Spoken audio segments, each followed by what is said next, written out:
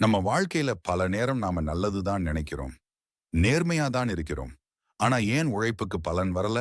சுப காரியங்கள் தடைபடுது. மனசுக்கு அமைதி கிடைக்கல. இதுக்கு காரணம் நமக்கே தெரியாம சேர்ந்து போன ஆன்மீக பாரம்தான். முருகன் தடைகளை உடைக்கும் தெய்வம். அவர் வேல் பிடிச்சது பகைவர்களை மட்டுமல்ல, நம்ம வாழ்க்கையில இருக்கிற தடைகளையும் தான். ஒரு உண்மை சம்பவம், கவனமாக கேளுங்கள். ஒரு அம்மா தினமும் முருகனை வேண்டுவாராம். ஆனா மகனுக்கு வேலை கிடைக்கல. குடும்ப கடன் குறையல. ஒரு நாள் அவர் பழனிக்கு போனப்போ, அங்க இருந்த ஒரு சாமியார் சொன்னாராம், "நீங்க வேண்டுறீங்க. ஆனா முருகன் விரும்புற ஒரு விஷயத்த மறந்துட்டீங்க. அது என்ன தெரியுமா?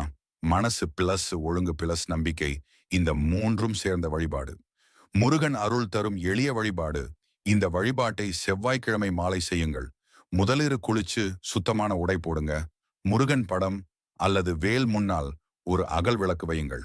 அந்த விளக்கில் நெய் ஊற்றி தீபம் ஏற்றுங்கள். தீபம் ஏற்றிய பின் முருகனை மனதார நினைத்து இந்த மந்திரத்தை 18 முறை சொல்லுங்கள்.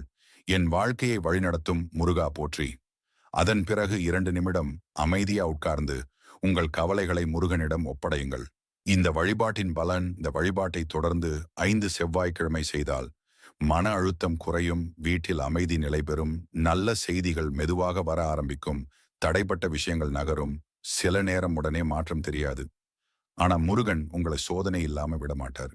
அருளும் தவறாமல் தருவார். முக்கிய எச்சரிக்கை, இந்த வழிபாடு செய்யும் நாட்களில யாரையும் கெட்ட வார்த்தை பேசாதீங்க. கோபத்தை கட்டுப்படுத்துங்கள்.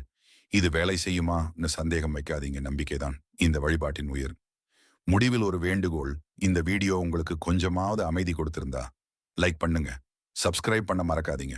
உங்கள் வாழ்க்கையில நல்ல மாற்றம் வர முருகன் என் துணை என்று கமெண்ட் செய்து இந்த வீடியோவை இன்னும் 3 பேருக்கு பகிருங்கள். வளம் தரும் முருகனுக்கு அரோகரா.